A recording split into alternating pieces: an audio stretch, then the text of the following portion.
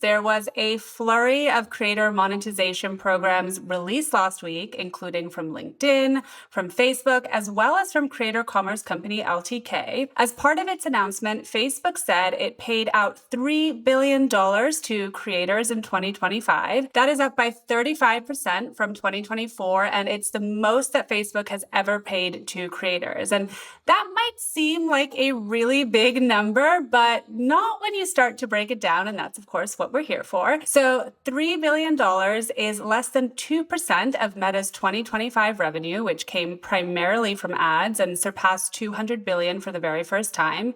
It is also less than 3% of what Meta expects to spend on AI this year. So if anybody was wondering where Meta's priorities lie, I think that makes it pretty clear. And when we talked to Facebook, they wouldn't give us an exact number of creators who they made these payments to, but they did say that there were millions of creators in the content monetization program, which is how they made these payments. What that means, of course, is that individual creators probably aren't making all that much money from Facebook. And the company certainly anticipated getting this criticism because in the announcement, it also said that the number of creators earning more than $10,000 annually grew by 30% between 2024 and 2025. That's nice, but I think that's hardly enough to convince the big creators that Facebook is now going after to try to make Facebook their new quote unquote home. Just for a little bit of context before we dive deeper into all of this, in case you missed it, the announcement that Facebook made last week was really about its new creator monetization program called Creator Fast Track. And so basically for 3 months, what Facebook is going to do is pay top creators on platforms like Instagram, TikTok, and YouTube a guaranteed bonus for posting original reels on the platform. Those payouts will depend on follower count. So a creator with 100,000 followers, for example, will get about $1,000 a month for 3 months.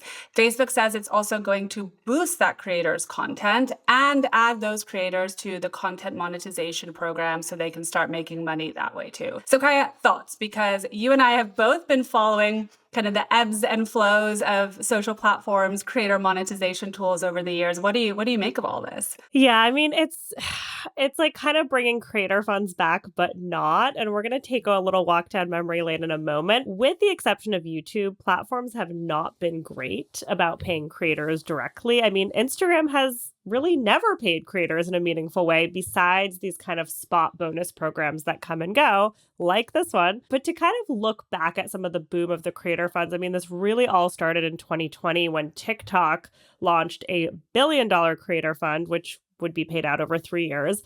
And it really kicked off this race for all of the platforms to then compete and kind of have to prove they were doing something.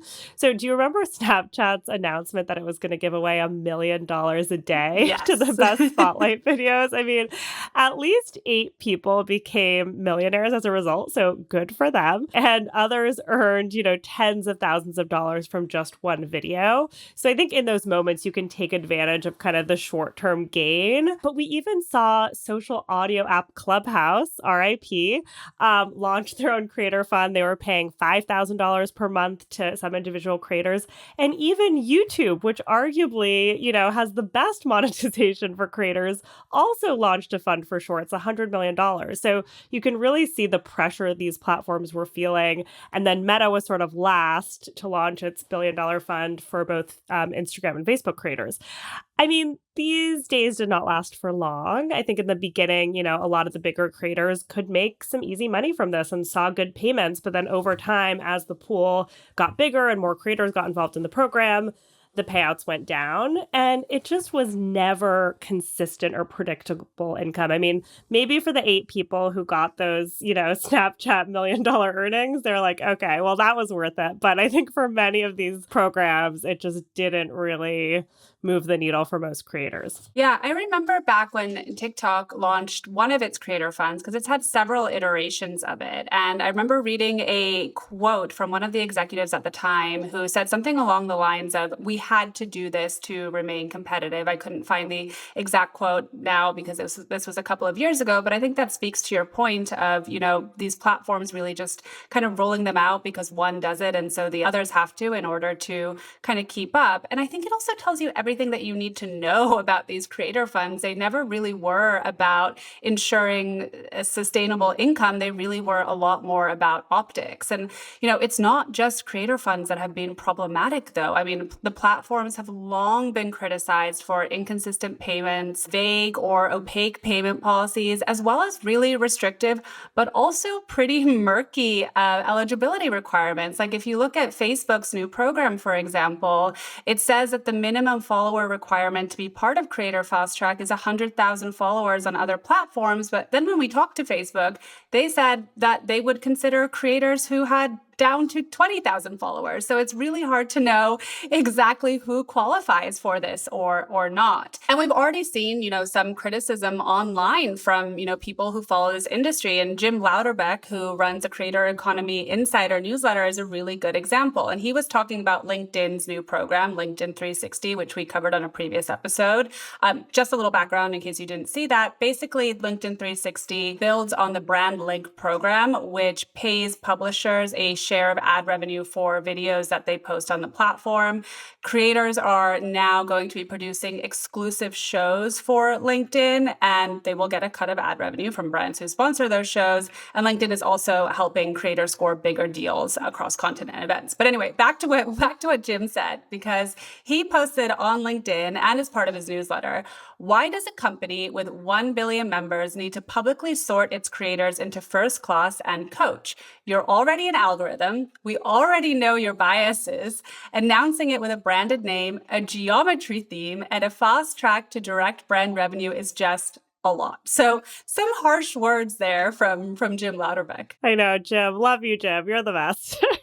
He really always not tells it straight. sugarcoating. Yeah. No. I was going to say no sugarcoating it. But it does feel like these platforms kind of over time have been learning and trying to address kind of some of the problems. So last week we broke all this down in a chart for our newsletter, so you can check that out. But we looked at kind of the most prominent monetization programs from the social platforms. 6 out of 10 of them are ad revenue sharing programs. So you have YouTube AdSense or Snapchat's unified monetization program, which eventually evolved from the $1 million pool a day. And then the other 2 are performance-based, meaning that the platforms pay based on things like qualified views, though what constitutes a qualified view depends on the platform. It's murky. And they don't always share or ever share how that's exactly calculated. But I think overall, we've seen that ad revenue sharing and performance-based programs tend to be kind of more stable and transparent than creator funds or other bonus programs.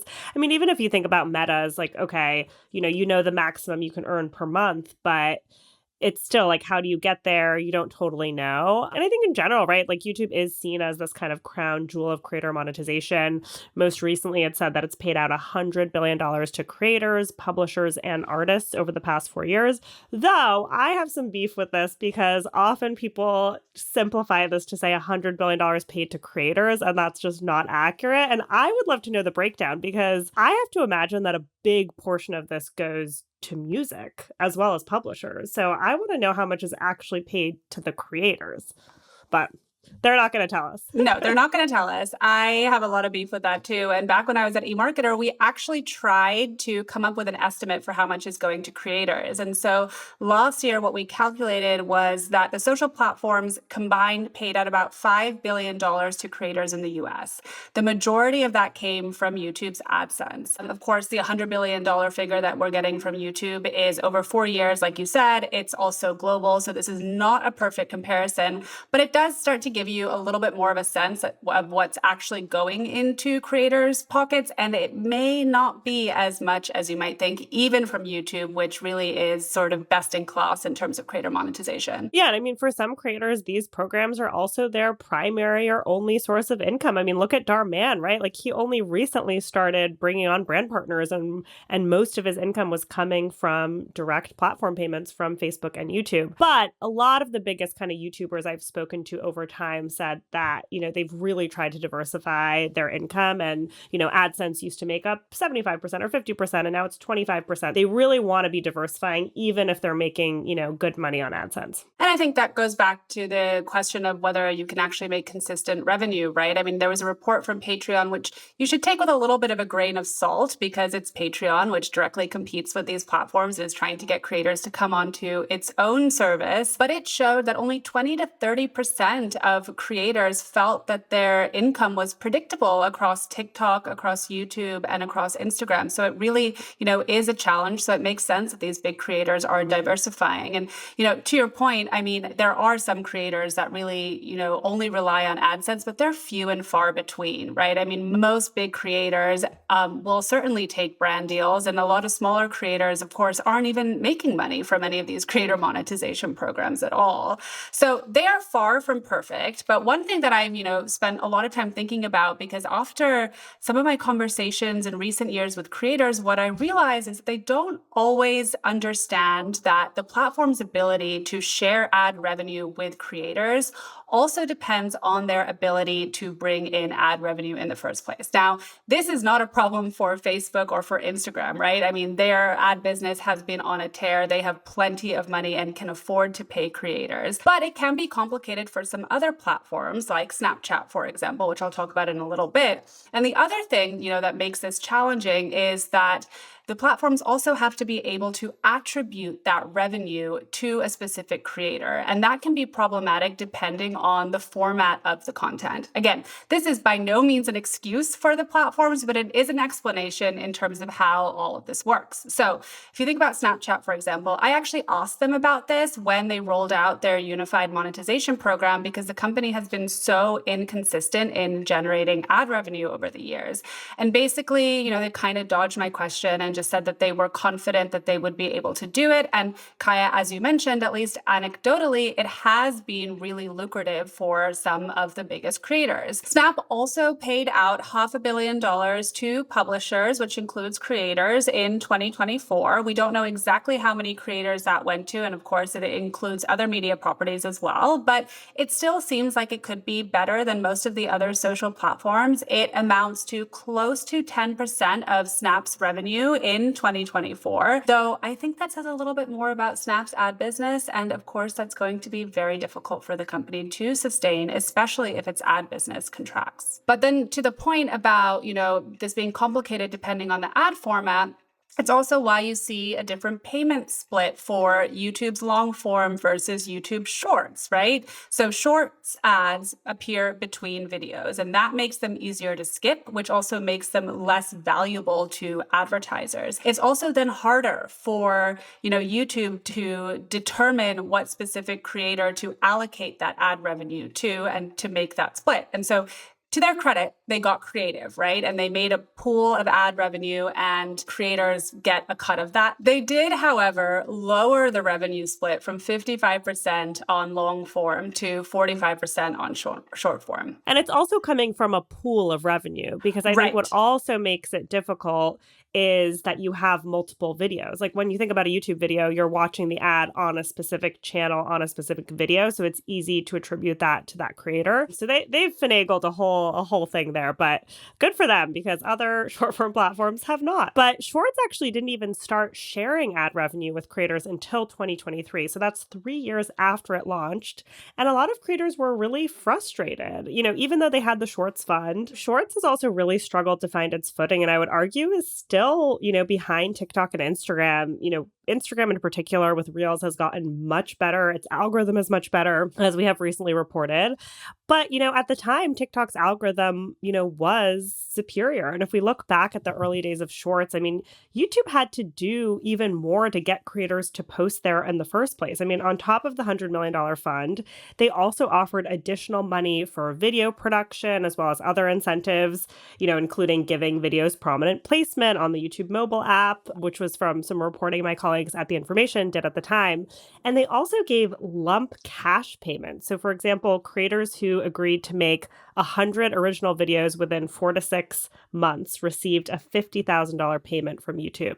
So if you think back on those days, I mean, YouTube was really, really going after these TikTok creators. And that kind of takes us to what's happening now. I mean, Facebook wants to be a creator hub. So does LinkedIn. Neither is typically associated with the creator economy, but they know that helping creators make money is the best way to get them on the platforms. Even if it's just for the short term, it does get them there. Yeah. And I think that hits the nail on the head here, right? There has to be something in it for the social platforms to get them to start paying creators. But, back to the kind of the new programs, the approaches from Facebook and LinkedIn are very different, but they do have a couple of things in common. And we outlined some of this in our newsletter last week. Both are geared toward established rather than emerging creators, which, is the crux of Jim Louderbeck's argument there.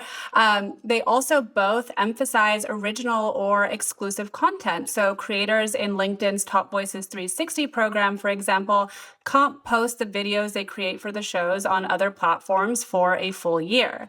And for the platforms, I think, focusing on big creators makes a ton of sense. They want to work with creators who have a proven track record of developing high quality content as well as engagement, because that ultimately translates to more ad dollars for the platforms. And again, that's the end goal here. The platforms want creators on their apps because it helps boost their own businesses. And that's true whether we're talking about YouTube, Snapchat, LinkedIn, or Facebook. Yeah, and LinkedIn's approach is obviously more targeted and premium. That makes sense for its audience, which is business professionals. Facebook, meanwhile, is casting a much wider net, betting that its massive audience of billions of people will make it attractive for creators to come. These platforms are also both betting that creators will help bring in more Gen Zers. And when we were talking about this episode, I was like, wait, what happened to Zuckerberg's big goal of doing that in 2025? I mean, he made this big proclamation in early 2025 on an earnings call, which kind of felt like it was out of left field. And he said he wants to get back to the OG Facebook. Whatever that means. Well, I think what he was meaning was like the early days of Facebook, where it was a place for college students and young people to connect. And he said that he sees an opportunity to make Facebook much more culturally influential than it is today. I dug much deeper into that last year, and that involved Meta, as I reported, calling up the teams of big YouTubers and creators, including Mr. Beast and Mark Rober, for advice. Jasmine, I actually quoted you in the article, which is so funny. What did I say? Oh my God. You said, no, I was like looking it up today and I was like, oh, there's Jasmine. Okay, you said that Meta is still very much a social media advertising business, even as it works to pivot into artificial intelligence and the metaverse, and that it needs to maintain the strength there in order to justify all the other investments that it's making. Okay. I stand by that. Weird to hear myself quoted back to me, though. I'm glad you stand by it. It was only a year ago. I will get to the metaverse in a second because that's a perfect segue. But Zuckerberg said last year that this work to revitalize Facebook might take the product development in some interesting directions. I'm not sure that we've seen that play out over the past year. I mean, we haven't heard much about this effort to revive the OG Facebook. And even in my story, I talked about kind of how they were rolling out more bonus programs. And once again, we're seeing this approach this year. One thing on why I was confused about the OG Facebook, because I took it the way that you did, right? That he wants to go back to the early days when it was really geared toward college students. And that's where we would all post like photo dumps from our weekends and connect and find out new things, right? But then he starts to focus on creators, and creators were not a part of that world. So it felt like, he was kind of taking all of the best hits from Facebook over the years and trying to mash it up into this, what he was calling the OG Facebook. But there was never really like a full strategy behind it. And you're right, to your point, we really haven't seen that many interesting product developments except for the local feed that Facebook rolled out. And I think that was, a move in the direction to try to get sort of more Gen Zers and go back to Facebook's roots. But yeah, it's kind of disappeared after that big proclamation. There was never any follow-up. Hopefully some Wall Street analyst asks him on the next call, like, wait, what happened with that? They're too focused on AI these days. Yeah, fair. But I want someone to ask for me, okay? But I think the local feed makes sense because they've seen such success with Marketplace. And especially with Gen Z on Marketplace. So that all makes sense. And TikTok and everyone else is doing local feeds. So obviously they're going to do it too. And Maps. Yes.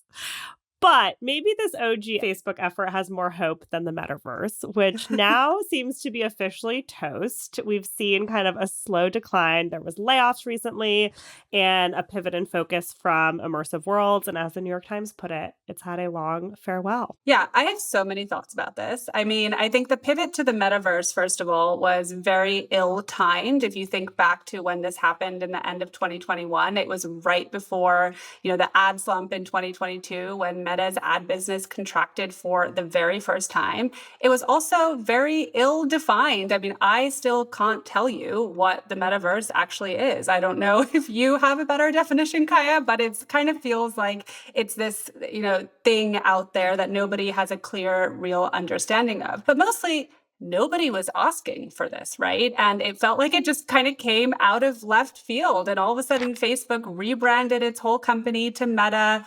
It started pouring money into Reality Labs, which is its metaverse division, and it spent almost $80 billion there, right? And I think people are right to question where that money went because it doesn't feel like there's all that much to show for it. And I remember a joke at one point when they had released the characters in Horizon Worlds. Do you remember I think it was Mark Zuckerberg, right? Like an animated version of him or whatever you call it.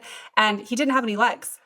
And I remember some stupid pun like, the metaverse has no legs because it premiered these legless characters. But anyway, I digress. For me, though, my read on it was that the metaverse was never really about immersive experiences, Horizon Worlds, which is what's really being shut down here. It was much more about devices. And so Zuckerberg has always had this chip on his shoulder for missing the smartphone boom. Like, do you remember back in 2010, 2012, there were all these reports about Facebook supposedly launching a mobile phone. Of course, that never materialized for a lot of reasons. But I think he really feels like he's missed the train on that one and he's not willing to do that again. Luckily, though, they did pivot from desktops to mobile apps because that was touch and go for a while too. Yes.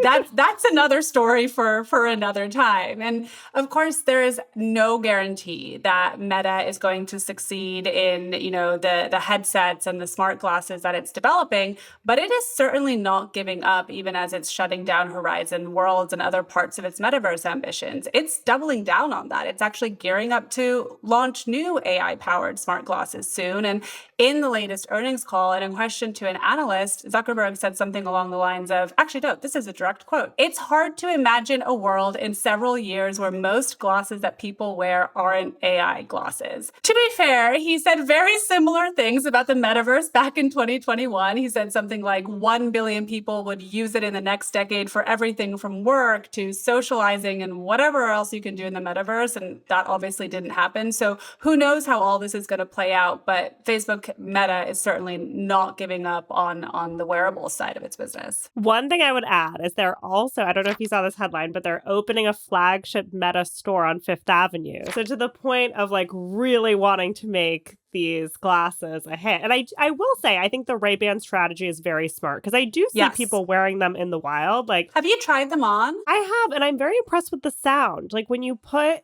music on, the person next to you cannot hear you, and it's crazy. Like that kind of blew my mind. But no, I'm not wearing them on a regular basis. They're stylish, yeah. right? I mean, I was impressed by that because, Snaps, for example, are not stylish. And I know that it's still a developer product that they have right now, but they're very clunky. They're very heavy. And, Meta has kind of figured out how to make them fashionable and interesting. I do think they're still pricey, which is, something that needs to be solved. But let's just say, I think these smart glasses have more legs than the metaverse does. Well, that's a perfect way to end that segment.